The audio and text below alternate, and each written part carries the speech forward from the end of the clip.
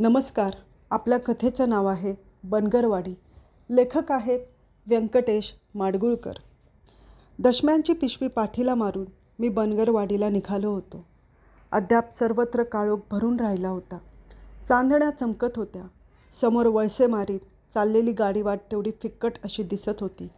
रात्र किती आहे, किती वेळाने उजाडणार आहे याचा निश्चित अंदाज बांधता येत नव्हता.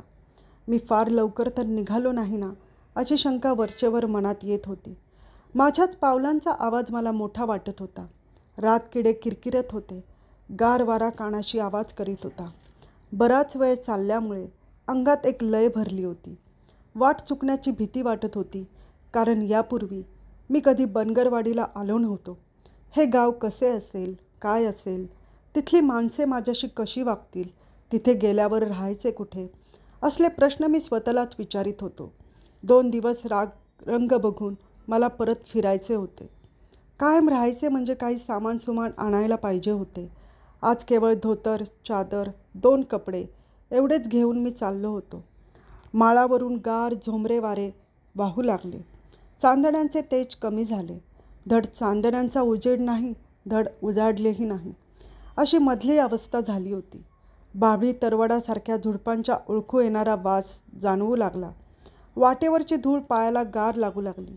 बघता बघता काळोख नाहीसा झाला. दिसू लागले झाडे झुडपे, दगडगोटे यांना आकार आला. चांदण्या दिसेनाशा झाल्या. रातकिड्यांचे गाणे थांबले. झोपेतून जागा झालेल्या कावळ्यांची जड कावकाव ऐकू आली. तांबडा पिवळा सूर्य माळावरून वर आला. हिरवट प्रकाशाला पिवळी झालर आली. बोरींच्या झुडपात बसून राहिलेल्या 7 बाया जाग्या झाल्या. शेपटी नाचवून कलकलू लागल्या. झुडपात पिसे फुलवून बसलेले होले पायांवर उभे राहून आवाज टाकू लागले. कावळे भराऱ्या घेऊ लागले. माळावर वाळून पडलेले गवत सूर्याच्या पहिल्या किरणांनी उबदारले. त्याची खाली असलेले कीटकांचे जग जागे झाले. मुंग्या तुरतुरल्या. टोळ उड्या हाणू लागले. सगळे सरसरले. माळावर लहान गर्दी करून आत राहिलेले गुंडे किडे घसरून आत पडणाऱ्या किड्यांना पकडून खाण्यासाठी अंगावर माती घेऊन तयार राहिले. मुरमुट्यांच्या बुंध्यावर बसून राहिलेले हिरव्या झगझगीत रंगांचे भुंगे मुरमुटीची तुरट पाने खाऊ लागले. माळावरच्या बिळातून घोरपडींनी मुंडकी बाहेर काढली. गळ्याखालचा भाग हलवीत त्या जिभेच्या टप्प्यात येणाऱ्या कीटकांची वाट बघू लागल्या. झाडे सोडून होले रस्त्यावर आले आणि डौलदार माना हलवीत धुळीत पडलेले गवताचे बी टिपू लागले. सपाट झालेल्या धुळीवर त्यांच्या पायांचे ठसे नक्षीकाम केल्यासारखे उठू लागले. पाठीशी असलेली पिशवी हातात घेऊन मी भराभर चालू लागलो. अणमाणी पायांनी धूळ उडवू लागलो. लेहंग्याच्या फडक फडक आवाजाने वाटेवरचे होले बावरून उंच उडू लागले. लांब टांगा टाकीत मी चालत राहिलो. चालून चालून पोट खोल गेले. पिशवीतील भाकरीचा, लसणाच्या चटणीचा, सांडग्यांचा वास फार येऊ लागला. पण मी नेटाने पाय उचलीतच राहिलो. बोटींच्या फळीतून धूर वर येत होती. पावलांवर पुटे चढत होती. लेहंगा मळत होता आणि वाट लांबतच होती. आजूबाजूला पिवळ्या करड्या रंगाचे माळ पसरले होते. पहावे तिकडे उघडे माळ. अगोदरच भगभगीत असलेले हे माळ उन्हाळ्यामुळे अधिक भगभगीत दिसत होते. क्वचित कुठे खोलगट भागात झाडं झुडपांचे हिरवे ठिपके होते. एरवी चोहीकडे दगडगोट्यांनी भरलेले माळ, नेपती बोराटीची, बाबळ मुरटीची खुरटलेली झुडपे आणि त्यामधून जाणारी धुळीने भरलेली, दगडांनी उंचावलेली, कुठे रुंद तर कुठे अरुंद अशी गाडीवाट. हळूहळू सूर्य वर चढला. पहाटे सौम्य वाटणारे माळरान रखरख करू लागले. सकाळच्या प्रहरी चाललेला पाखरांचा कलकलाट कमी झाला. क्वचित एखादी मातकट रंगाची माळ चिमणी उंच उडून बाणासारखी खाली सूर घेऊ लागली. तिने घातलेल्या उतरत्या शिळेने उगीचच एकाकी वाटू लागले. एक बहिरी ससाना खाली बघत जमिनीबरोबर तरंगत गेला आणि कोकाट्यांनी ओरडून गोंधळ केला. आता आसपास कुठे काळे, कुठे तांबडे असे जमिनीचे तुकडे नांगरून पडलेले दिसत होते. न नांगरलेल्या पडीक जमिनी उन्हाच्या तडाख्याने उरल्या होत्या. पिवळी एवढा पाय जाईल अशा भेगा जागोजाग पडल्या होत्या. या जमिनी आल्या त्या अर्थी वस्तीजवळ आली असे समजून मी वरचेवर क्षितिजाकडे बघत होतो. पण घरे दिसत नव्हती, झाडी दिसत नव्हती. उन्ह टळटळीत झाले.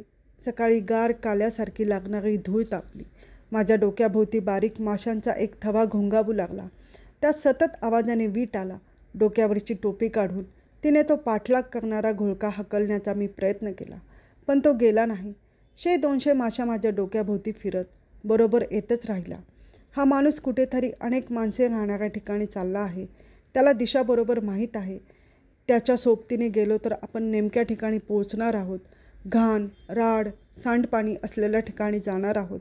हा समज असलेल्या माशा डोक्याभोवती घोंगावत माझ्याबरोबर येतच राहिल्या. आजूबाजूला सपाट मोकळा माळ, बाजरीची तांबडी राणी आणि मध्येच गबाळे पडावी तशी पडलेली 30-35 घरे अशी बनगरवाडी होती. बहुतेक घरांच्या भिंती मातीच्या होत्या आणि छपरे खपलीच्या काड्याने साकारलेली होती. काही थोडी घरे धाब्याचीही होती. हर एक घरापुढे लहान मोठे अंगण होते. सांडपाण्यावर वाढलेला लिंबारा शेवगा होता. घराच्या मागच्या बाजूला मेंढरे कोंडण्यासाठी बाभळीच्या काट्यांचे कूड घालून केलेले वाडे होते. कुठे भिंतीला लागून गाडीचे मोडके चाक पडले होते. सगळे नेहमीप्रमाणेच. वाडीत रस्ते असे नव्हतेच. घरे बांधून उरलेली जागा चालण्यासाठी वापरली जात होती. इतकेच. बऱ्याच घरांच्या कवाडांना कुलुपे होती. 2-3 लहान मुले एका घरापुढे खेळत होती. घरांच्या सावल्या धुळीने भरलेल्या वाटेवर पडल्या होत्या.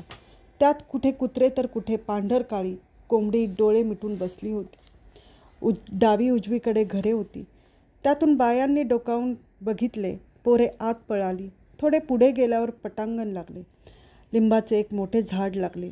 त्याच्या भोवती पार होता. ती गार सावली बघताच तापलेल्या कोंबड्यासारखा जाऊन मी तिच्यात बसलो.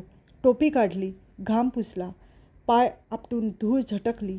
वरच्या थंड सावलीने घाम जिरला आणि बरे वाटले. भूक लागली होती, पण पाणी कुठे आहे ते ठाऊक नव्हते. विचारावे असे कोणीच आसपास दिसत नव्हते. तसे तुकडे खावेत असा विचार मनामध्ये आला. पण भुके इतकीच तहानही लागलेली होती. तोंडातला ओलावा सुकून खारट चव आली होती.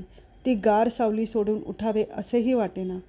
उंच केलेल्या गुडघ्याभोवती हातांचा विळखा घालून मी उगीच बसून राहिलो. आसपास कसलाही आवाज नव्हता. माझ्या डोक्यावर असलेल्या एका फांदीवर कावळ्याचे जोडपे बसले होते. ते सुद्धा आवाज करीत नव्हते. जरा वेळाने मी आलो त्याच वाटेने कुणी माणूस येताना दिसला. बरे वाटले. हा माणूस येताच त्याला हाक मारावी, आपण का आलो ते सांगावे, पाणी विचारून घ्यावे, भाकरी खावी असे मनाशी म्हणत होतो. तोपर्यंत तो गडी गावात शिरला. समोर येऊन उभाही राहिला. त्याच्या डोक्याला तांबड्या रंगाचा पटका होता. अंगात गोल सदरा होता.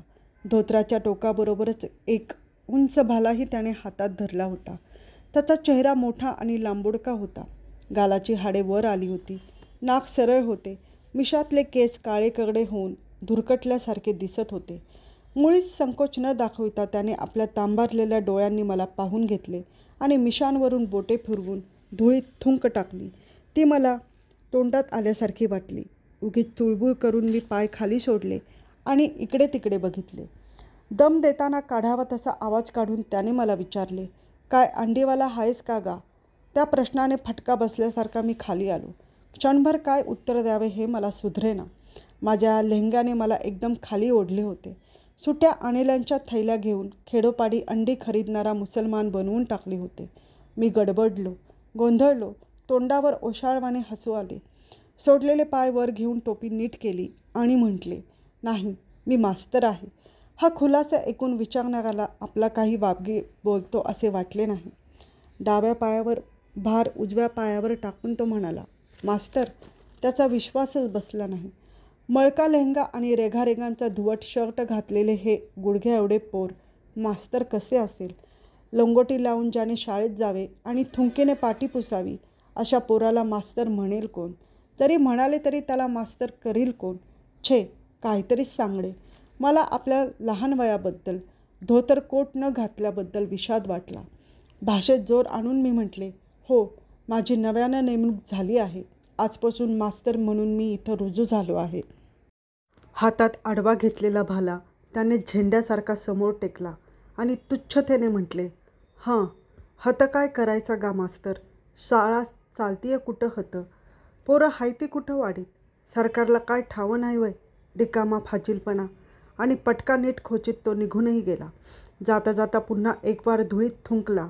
अरुंद गल्लीतून तो जाईपर्यंत मला तिकडे बघत राहण्याचे धैर्य झाले नाही. मी फार ओशाळलो. शाळेत फाटकी चड्डी घालून जाताना जसे मेल्याहून मेले व्हायचे तसे झाले. तेवढ्यात एकाच प्रसंगाने माझे धैर्य, उमेद, उत्साह वितळून टाकला. असेच माघारी जावे आणि या नोकरीचा राजीनामा द्यावा हे आपल्याला जमणार नाही. इथे शाळा भरणार नाही, मुले येणार नाहीत. मास्तराचा, शाळेचा, शिक्षणाचा इथे काही उपयोग नाही असे मला वाटू लागले आणि उदासवाना चेहरा करून मी लिंबाच्या पारावर बसून राहिलो. मघा लागलेल्या तहानेचा, भुकेचा काही वेळ मला विसर पडला. उन्हात तळपणाऱ्या त्या गावात यावेळी मी कशाला आलो असे वाटून मला फार एकाकी वाटू लागले. आणि मग मिशा पांढरे झालेला एक म्हातारा हातातली काठी टेकीत रानाकडून आला. त्याच्या भुवयासुद्धा पांढऱ्या झाल्या होत्या. खांद्यावरचे जाडजूड कांबळे त्याने रुपयाचे कडे असलेल्या हातांनी बळकट धरले होते. जोड्यातले पाय ओढीत ओढीत तो आला. माझ्यापुढे थांबला. कपाळावर हात घेऊन त्याने मला न्याहाळले. खाणाखुणा पटण्यासाठी चुकले मिंडरून न्याहाळावे तसे न्याहाळले. म्हटले, हतका बसला रे बाळा. मी म्हणालो, मी मास्तर आहे. आजपासून माझी नेमणूक इथं झाली आहे. अरे मग मास्तर असून हतका बसतूस, शाळेत बस. म्हाताऱ्याच्या या बोलण्याने मला थोडा धीर आला. मगाच्या भालाईतासारखा हा नाही असे वाटले. मला शाळेची इमारत कुठे आहे तेही नीट ठाऊक नाही. यावर समोरच्या लांब लचक चावडीकडे हातातली काठी करून म्हातारा म्हणाला, ती नवं का शाळा? चावडीतली 2 खण शाळेचं. ही हां, जा बस आता. एकटा बसून काय करू? पोरं कुठं आहेत? पोरं गेली का शेरडामागं? पर येत्याली काय रानातच नाहीत. पण शाळा भरण्या इतकी आहेत तरी का पोरं? आहेत, बक्कळ आहेत.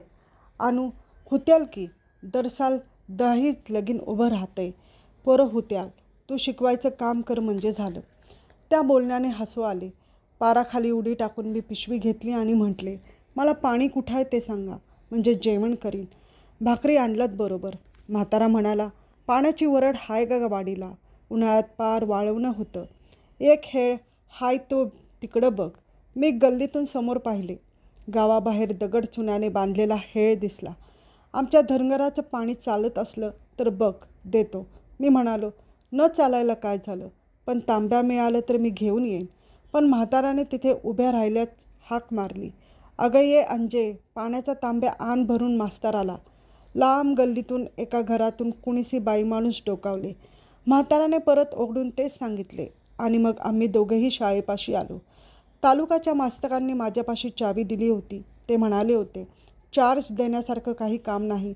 पोरच नाही तिथं तर शाळा कसली? ही चावी घेऊन जा आणि चार्ज दिला म्हणून मी रिपोर्ट करतो. कुलूप काढून मी शाळा उघडली. कुबट भपकारा आला. खालची उंच सखल जमीन उखणली होती. धुळीने आणि चिमण्यांच्या पांढऱ्या विष्टेने भरून गेली होती. खांद्यावरचे घोंगडे काढून म्हाताऱ्याने त्यानेच तो कचरा लोटला. तो आम्हा दोघांच्याही अंगावर आला. त्या खाटाने मला ठसका लागला. थोडीशी जागा स्वच्छ झाल्यावर त्यावर म्हाताऱ्याने घोंगडे टाकले. अंथरले नाही, तसेच आपले टाकले आणि म्हटले, बस. आणि मग हात खाली टेकून तोही बसला. काठी बाजूला आडवी ठेवीत म्हणाला, हां, सोड भाकरी. पाणी आणील आत्ता पोरगी. मी पिशवी घेतली. जुन्या धोत्राच्या फडक्यात बांधलेल्या भाकरी सोडल्या. तुम्ही खाता का बाबा? आपला सुरकुत्ता चेहरा हसरा करून म्हातारा म्हणाला, आम्ही आता पातूर राहतो वय. 2 बार होऊन 3रा वखत झाला. खातो. मला थोडे संकोचल्यासारखे झाले, पण भूक संकोचाला जुमानणारी नव्हती. कोणीतरी एक काळीभोर पोरगी आली. बाहेरूनच तिने उंबरठ्यात पाण्याचा तांब्या ठेवला आणि माझ्याकडे थोडे बघून ती निघून गेली.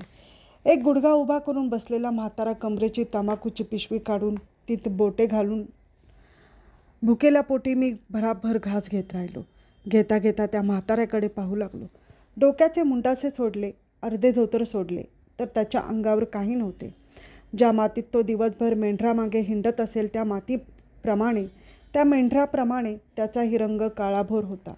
अंगखाटी सडसडीत होती. उघड्या पायांवर झाडे झुडपे लागून पांढरधोट फरकाटे उठले होते आणि म्हातारा फार पिकला होता. कबुतराच्या पिसाऱ्यासारख्या भुवया, पांढरा धोट भरघोस मिशा, बोटोला वाढलेली पांढरी दाढी आणि छातीवरचे पांढरे कुरळे केस. वयाचा अंदाज बांधणे कठीण होते, पण म्हातारा पार थकला होता. चेहऱ्यावर सुरकुत्याचे जाळे होते. हातापायावरच्या शिरा फुगल्या होत्या, जागजागी गाठळल्या होत्या. तंबाखू गालात धरून पिशवी नीट बांधता बांधता त्याने विचारले, गाव कुठे शिक तुझं? मी म्हणालो, आहे इथं जवळच विभूतवाडी. तिथला कोण तू? मी जरूर ती माहिती सांगितली. त्याने कुणाकुणाची ओळख सांगितली. मग तू आमच्यापैकीच आहेस असे म्हणून माझ्या पाठीवर हात टाकला आणि थुंकायला यावे म्हणून तो बसल्या बसल्याच उंबऱ्यापाशी सरकला. मला पुष्कळच धीर आला. या धनगरी खेड्यात मी अगदीच एकाकी नाही. जवळ येऊन बोलणारे, आपुलकी दाखवणारे कोणीतरी आहे. अशी 10-5 माणसे निघाली तरी मला इथे राहणे सुसह्य होईल असे वाटले. जरा वेळाने निरोप घेऊन म्हातारा रानात निघून गेला. मी एकटा उरलो. शाळेच्या तुळ्यांवरून पूर्वीच्या मास्तरांनी निरनिराळ्या म्हणी खडूने लिहिल्या होत्या. पूर्व पश्चिम दिशांना त्या त्या नावाच्या रंगीत पाट्या डकवल्या होत्या. आढ्याला शेराची एक फांदी टांगली होती. तिच्यावर चिलतांडे पुंजके बसून राहिले होते. किलच्यातून जागा मिळेल त्या ठिकाणी चिमण्यांनी घरटी केली होती. त्यातून वाखाचे दोर चिंध्या लोंबत होत्या. इथे तिथे फडफडून चिमण्या चिवचिवीत होत्या. एक टेबल, एक खुर्ची, फळा हे साहित्य होते. टेबलाला लागून लाकडी पेटी होती. ती उघडून बघितली. फळा पुसायचे फडके, रूळ, जुने रजिस्टर, हजेरी बुक, खडूची रिकामी बॉक्से, दौत, टाक सटरनी फटर. पिशवीतून आणलेली चादर काढून खाली अंथरली आणि चिलटांचा कहर वाचवण्यासाठी डोक्यावर धोतर घेऊन पडलो. असे एकाकी पडणे काही नवीन नव्हते. पण माणूस काणूस नसलेल्या, उन्हाने तळपणाऱ्या गावाने त्या रिकाम्या शाळेने मी जास्तच एकाकी झालो. चिमण्या ओरडत होत्या. एखादी चिमणी चिवचिवली म्हणजे ऐकायला बरे वाटते. पण 10-5 चिमण्यासारख्या ओरडू लागल्या, फडफडू लागल्या तर नको नको होते. पण त्याच्यावर उपाय नव्हता. दार बंद केले तरी भिंतीवरून वाट होती. डोळे मिटून मी पडलो. चालण्याचे श्रम, जेवण, सावली यामुळे गुडूप झोपी गेलो. त्या गडद झोपेतून जागा झालो. पडल्या पडल्याच उघड्या दारातून मी समोर बघितले तेव्हा दिवस पार मावळून गेला होता आणि रानातून परत येणाऱ्या मेंढरांचा गलका ऐकू येत होता. मी फार वेळ झोपलो होतो आणि अद्यापही उठावे असे वाटत नव्हते, कारण माझे पाय विलक्षण दुखत होते. दोन्ही हात डोक्याखाली घेऊन तुळ्यांकडे बघत काही वेळ मी पडून राहिलो. बाहेर मेंढरांचा गलका सारखा वाढत होता. मेंढक्यांनी घातलेल्या उंच आरोळ्या लांबून जवळून ऐकू येत होत्या. धनगरी कुत्री भुंकत होती. कोंबडे आवरत होते. माणसे बोलत होती आणि चिमणे कावळे गोंधळ करीत होते. मघा दुपारी निर्जीव वाटणारे गाव एकदम जिवंत झाले होते. विलक्षण जोमाने हलू लागले होते. मी बाहेर आलो. पटांगणात येऊन उभा राहिलो. ज्या वाटेने मी आलो तो भालाईत आला आणि तो म्हातारा आला. त्या सर्व वाटा येणाऱ्या मेंढरांनी भरून गेल्या होत्या. खाली माना घालून ती जनावरे भराभर चालत होती. त्याच्या पायांचा दबका आवाज येत होता. धूळ उडत होती. धुळीवर शेकडो खूर उठत होते आणि धोतर खोचलेले काळेभोर धनगर खांद्यावर आडवी काठी टाकून तोंडाने चमत्कारिक आवाज करीत त्यांच्या मागून येत होते. या मेंढरांच्या लोंढ्यातून शेरडे होती. केसाळ कुत्री होती. पश्चिमेकडे तांबडे भडक झाले होते. पूर्वेकडे वारा वाहत होता. पांढऱ्या ढगांचे लहान सहान पुंजके तांबड्या पश्चिमेकडून निळ्या काळ्या पूर्वेकडे पसरले होते. जमिनीप्रमाणे आभाळातही पांढरी मेंढरे वाडग्याकडे चालली होती. लेकुरवाळ्या मेंढ्या धावत धावत आल्या. 8-10 दिवसांची त्यांची पोरे घरी राहिली. ती ढांगुळ्या पायांवर शरीरे तोलीत चालू लागली. पातळ गुलाबी जिभा बाहेर काढून कातर आवाजात ओरडू लागली. मेंढरांचा घोळका आल्याबरोबर कासेत शिरून ढुशा देऊ लागली. घरोघरी रानातून परत आलेल्या धनगरिणींनी चुली पेटवल्या. काड्याच्या छपरातून त्यांचा धूळ आभाळात चढू लागला. मेंढके मेंढरे कोंडण्याच्या खटपटीस लागले. बघता बघता गर्द काळोख झाला. मेंढरांचा गलका, कावळे चिमण्यांची गजबज, माणसांचे हाळे सारे विरून गेले. शाहेबाहेरच्या जोत्यावर पाय खाली सोडून मी बसून राहिलो. वर चांदण्या चमकत होत्या. खाली दिवे लुकलुकत होते. वाऱ्याच्या थंड झुळका येत होत्या.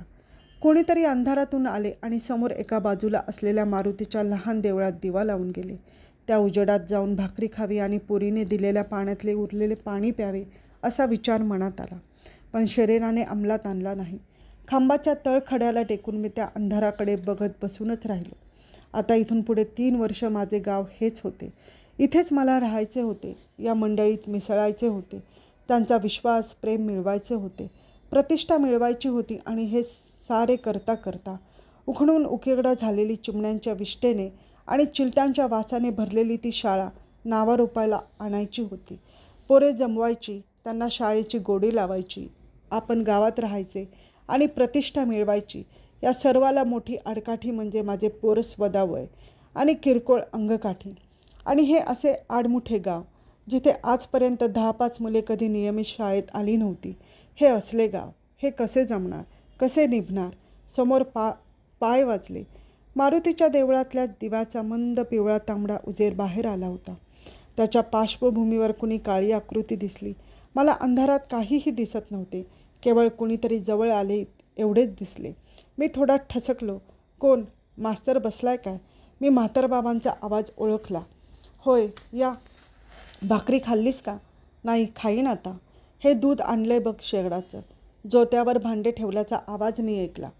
त्या दिशेने पुढे हात केला तेव्हा हाताला भांडे लागले. दरम्यान आणखी कोणी अंधारातून आले आणि खाकरून खोकरून पायरीवर बसले. म्हाताऱ्याने विचारले, कोण हाय? मी हो कारभारी, आनंदा. हा, आले का? मास्तर अंधारात बसलाय. घराकडे जाऊन चिमणी तरी आण जा. कोण? मास्तर? म्हाताऱ्याला सुरुवातीपासून सगळे सांगावे लागले. कोण मास्तर? कशासाठी आला आहे? केव्हा आला आहे? कुठला? कुणाचा? या सर्वांची उत्तरे कारभाऱ्याने दिली. आनंदाने ऐकून घेतली आणि मग तो चिमणी आणण्यासाठी निघून गेला. तांब्या, भांडे, दिवा, अंथरूण या वस्तू अतिशय आवश्यक होत्या. त्या मी येतानाच आणायला पाहिजे होत्या, पण ध्यानी आले नाही.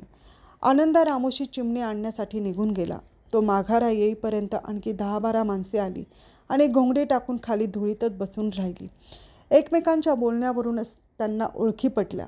कोणाचे तरी मेंढरू लांडग्याने मारले होते. त्याविषयीचे तपशील पुरवले गेले. ती लांडग्याची मादी कुठल्याशा तालीत व्याली आहे. तिची छावणी तिथे आहे. रात्री जाऊन मारली तर कहार चुकेल असे बोलले गेले. कुणीतरी त्याची चेष्टा केली. जनावर असे सापडणे शक्य नाही, ते नेहमी फिरत असते असे त्यांचे मत पडले. आणि हे सर्व झाल्यावर कुणा माणसाने बातमी आणली की ते मेंढरू लांडग्याने नाही, कुत्र्यानेच मारले. ते कुत्रे अमक्या तमक्याचे आहे आणि ही घटना अमक्या तमक्याने बघितली. फेट्याचा शेव आडवा धरून आनंदा रामोशी चिमणी घेऊन आला. त्या उजेडात 12पेक्षाही अधिक माणसे धुळीत बसल्याचे माझ्या ध्यानी आले. बहुतेक सर्वांच्या अंगात अंगरखे नव्हते. बहुतेक सर्वांपाशी जाड घोंगड्या होत्या. कुणी त्या बोळा करून खाली टेकायला घेतल्या होत्या, तर कुणी अंगावर टाकल्या होत्या. क्वचित एखाद दुसरा खोळ घेऊन बसला होता. शाळेत जाऊन आनंदाने आणलेल्या चिमणीच्या उजेडात मी खाऊन घेतले आणि बाहेर आलो. कारभारांनी विचारले, खाल्ली भाकरी? मी म्हणालो, हो. खाकऱ्या खोकऱ्यावरून अद्यापही सभा बसून होती हे कळले. एकवार आतील चिमणी बाहेर आणावी असे वाटले, पण ती वाऱ्याने राहिली नसती आणि माझ्याशिवाय कुणालाही त्याची जरुरीही वाटत नव्हती. माझ्या शेजारी बसलेला आणि बाळा म्हणून माझ्याशी बोलणारा हा पिकला म्हातारा गावचा कारभारी आहे हे मला त्या वेळेपर्यंत जाणवले होते. लोक त्याचा उल्लेख कारभारी म्हणून करीत होते. काही वेळाने न दिसणाऱ्या सभेला उद्देशून कारभारी म्हातारा म्हणाला, अरे मास्तर आलाय. पोरासनी धाडा उद्यापासून शाळेत. कोणीतरी खाकरून थुंकले. हलक्या आवाजात शेजाऱ्याशी बोलल्यासारखे कुणी बोलले, कुठं आहेत गावाला पोरं? म्हातारा आवाज चढवून म्हणाला, मग काय वांझोटाचं हाय का गाव? तसं नाही, पण साळत याला मोकळं असं पोर हाय कुठं? एक सुधीक नाही. सगळी कामातच हायत म्हण की. नाही, पण मेंढरामागं शेगडामागं जात्यात हो. रिकामं कोण हाय? क्षणभर उलट सुलट प्रश्नांचा आणि उत्तरांचा गलका वाढला. मग मी म्हणालो, 6 वर्षापूर्वी मुलं मेंढरामागं जातात का? ती एकटी जातात का? कुठली जात्यात? रानमाळात हिंडत्यात थोरल्या भावामागं. लहानगी असली तरी दोघातही मिळून शेगडामागं जातात. मग अशी मुलं असतील ती पाठवा. त्यांना लिहायला वाचायला आलं तर काही तोटा होणार नाही. झालं तर फायदाच होईल. लांबून तंबाखूने कमावलेला आवाज आला आणि त्या पोटाला गा. मला क्षणभर उत्तर सुचले नाही. मुले शाळेत आली नाही तर त्यांना पोटाला कुणी घालावे कसे हा प्रश्न मला कधी जाणवला नव्हता. लहान मुलांना आईबाप मिळवून खाऊ घालतात अशी माझी समजूत होती, पण म्हाताऱ्याने परस्पर उत्तर दिले. तो म्हणाला, पोटानं मरू लागली तर माझ्या घरी ये. जोंधळे घालीन तुला पायलीभर. बायली जात्या. कामात तिरक संतुंबा आहेच तुमचा. चांगली पंत सरकारनं शाळा दिली. मास्तर दिला तर शिकाय काय जाते रे तुमचं? मग मात्र सर्वांनी सूर बदलला. पोरे कोणाकोणाला पाठवता येतील त्याची चर्चा झाली. आमचा सदा येईल, आमचा महदा येईल, तुमचा तुका येईल, ह्यांचा सखा येईल असे करता करता 10-12 मुले जमली. कारभारी म्हणाला, झालं का मास्तर तुझ्या मनासारखं? लाग उद्यापासनं उद्योगाला. चर्चेचा शेवट असा झाला. दरम्यान कुणी घरी जाऊन आले होते. मंडळी आता जातील मग जातील म्हणून मी बसलो होतो, पण इकडच्या तिकडच्या कथा निघाल्या. पाऊस पाणी, कुर्ण, मेंढरे, माझे कसे तुझे कसे हे सुरू झाले. मी हलकेच कारभाराला म्हणालो, बरं आहे, मग मी पडू का? हां हां पड, पोरं येतील सकाळी, काळजी नको. आत जाऊन चादर अंथरली आणि धोतर पांघरून पडलो. चिमणीला निरोप दिला. बाहेर बोलणी चाललीच होती. माझा डोळा लागला. मध्ये जागा झालो होतो तेव्हा बाहेर चांद उगवला होता आणि मंडळीपैकी कुणी चावडीत तर कुणी त्या पटांगणात बसल्या जागीच घोंगडे खालीवर घेऊन मुरगावली झाले होते. आकाश निरभ्र होते आणि सुरेख चांदणे पडले होते. बाहेर मी बराच वेळ उभा राहिलो. समोर गावच्या कडेला 2 बुटकी छपरे होती. त्यांच्या सावल्या पडल्या होत्या. मधल्या बोळातून पलीकडच्या दगडांचा खिळगा दिसत होता आणि त्या पलीकडे मोकळे रान होते. लांब चलांब पसरलेले रान, दूर फिक्कट दिसणारी झुडपे आणि जिथे मी उन्हात येऊन बसलो ते लिंबाचे झाड शांत उभे होते. त्याच्या वरच्या टोकाला 4 पांढरे शुभ्र बगळे स्तब्ध बसले होते. धन्यवाद.